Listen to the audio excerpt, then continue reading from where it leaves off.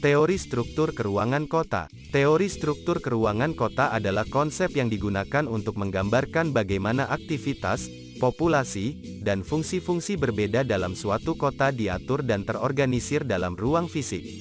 Teori ini melibatkan analisis tentang bagaimana elemen-elemen kota seperti pemukiman, komersial, industri, dan wilayah-wilayah lainnya berinteraksi dan terletak dalam suatu pola tertentu. Beberapa teori dan konsep penting dalam konteks ini termasuk 1. Model Burgess. Teori ini juga dikenal sebagai model konsentrasi pusat, menggambarkan pola pemukiman di dalam kota sebagai serangkaian cincin konsentrasi yang berpusat pada pusat kota. Cincin-cincin tersebut mewakili perubahan fungsi dan status sosial dari lingkungan yang lebih tengah hingga pinggiran kota.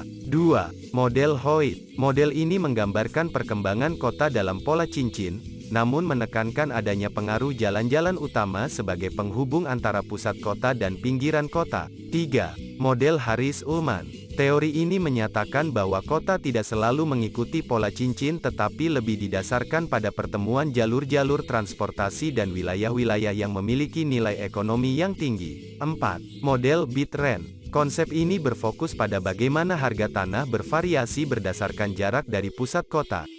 Tanah yang lebih dekat dengan pusat kota biasanya memiliki nilai lebih tinggi karena aksesibilitas yang lebih baik. 5. Model sektor. Teori ini menyatakan bahwa kota berkembang dalam sektor-sektor yang memiliki fungsi dan karakteristik tertentu.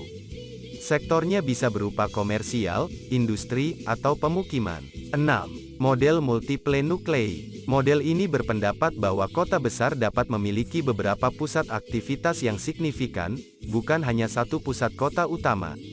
Pusat-pusat ini bisa berkembang berdasarkan jenis aktivitas yang berbeda. 7. Teori perdesaan urban. Teori ini menekankan hubungan timbal balik antara daerah perkotaan dan pedesaan.